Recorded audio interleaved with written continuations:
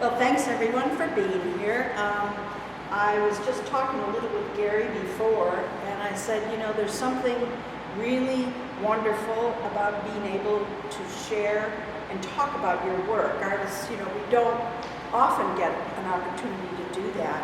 And by the same token, I feel that when people come to see your work, they bring themselves to the work, so you don't want to say too much. So it's that push-pull kind of thing. I'd like to talk to you about this piece, which is called Time Traveler, in two ways. One, as a piece, technically, it is Stonehenge paper, BFK Reeves paper, typically drawing papers, and I have treated them very roughly with my materials. I used to do what I called acoustic lines, where these lines were sensitive like a single violin sound or a dancer. I'm not doing so much the acoustic lines now. I'm really attacking things because of an experience that I had. But still they're there. Jan is still under there.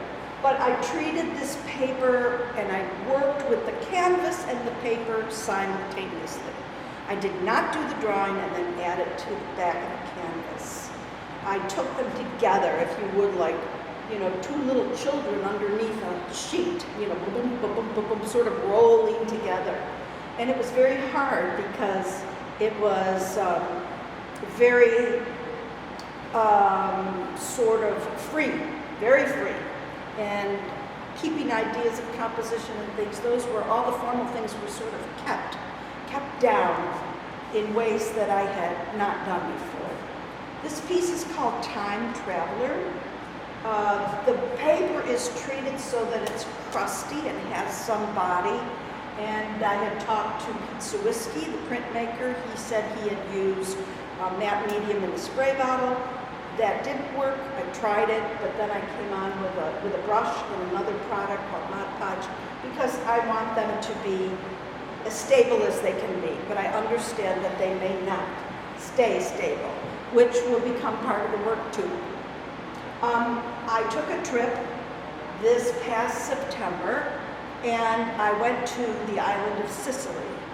My family is from the island of Sicily. I only knew one of my grandparents well, and he was my grandfather. He came in steerage at the time that immigrants were coming. My grandmother was his new bride. She was pregnant. She lost her first child in steerage. I had never connected deeply with this part of myself. I was very close to my grandfather. He had a pet name for me, and it was called Shkubita. And Shkubita is like a little broom that sweeps and sweeps and sweeps and sort of gets into everything. So, and when I was really naughty, it was Shkubatsa, which is, Anyway, Grandpa here is here. And when I went, it had such a profound effect on me because I was thinking of immigrants today and immigrants then, and what the courage was that it took for them to just up and leave and say goodbye and never see family again. And in his case, he comes from a little tiny, tiny town. It's not even a town. It's called a comune. It's a commune-like place. It's called Vallelunga Prata Meno. And as we ascended in our car trying to find this place, we found signs that said, proceed at your own risk, there are no roads, you're on cow paths. The whole thing, the smells, the sights, the land, the people. I mean, they are so resilient. Because if a volcano doesn't get you, an earthquake will get you, and if that doesn't get you, you'll have a drought and you'll have no food. The land was rugged, the vegetation was lush, and the people were resilient. And I began thinking about all that I had learned from this man and how this soil became a part of something very deep in me. Identity issues, of course, they're always in my work, always, but there's something larger, always something larger.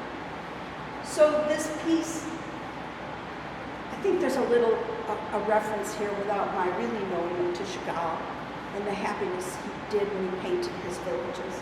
There's a flying figure, and she is sort of surveying, and there are lots of organic shapes and things that were colors that I saw.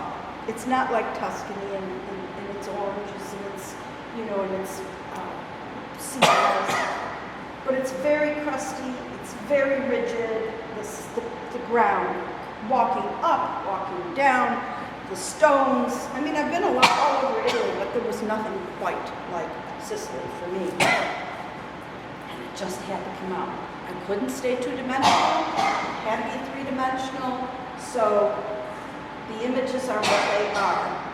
The male, the female, it has to do with, all of our searches, of course, and we should keep searching until they're gone.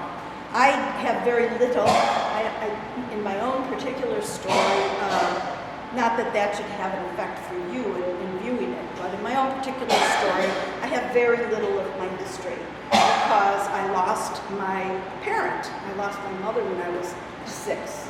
So there's no one to tell me my stories. So I have to sort of put them together as I go. And this place gave me a sense of self like nothing I've ever experienced.